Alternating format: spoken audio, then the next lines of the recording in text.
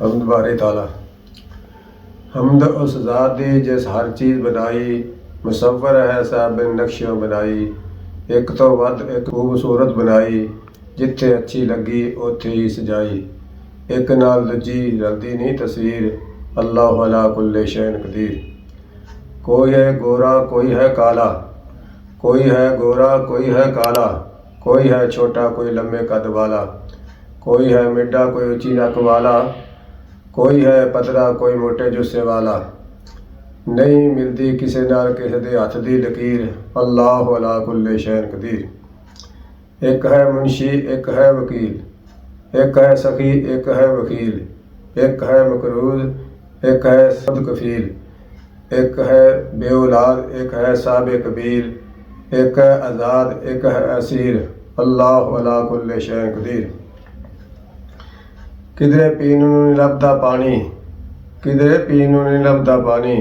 किधरे दुध दी है फरवानी, किधरे है मुश्किल किधरे आसानी। किधरे है खुशी किधरे परेशानी, हमेशा रहिए बन के उनदे दर्द फकीर, अल्लाह अला कुल्ले शैन कदीर।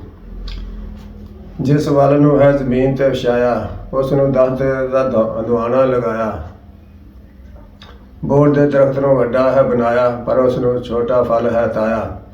भला बोड़ ते वल दा है की सीर, भला बोड़ ते वल दा है की सीर, अल्लाह अला कुल्ले शैन कदीर। जे अल्लाह सब दे मुकद्दर, जे अल्लाह सब दे मुकद्दर इक्को जिहा बनांदा। हर बंदा रोटी रज अपने घरों खांदा, गल ना किसी दिन फिर कोई सुनदा सुनांदा। गल ना फिर कोई किसी दी सुनदा सुनांदा, फिर एक दूजे दे कौन काम आंदा। इसलिए अल्लाह ने बनाए ने गरीब ते अमीर, अल्लाह अला कुल्ले शैन कदीर। रहमत कुरान विच अल्लाह खुद है फरमांदा, जो चीज़ मैं बनाना है चाहता, किसी नूं नहीं मदद लई बनांदा।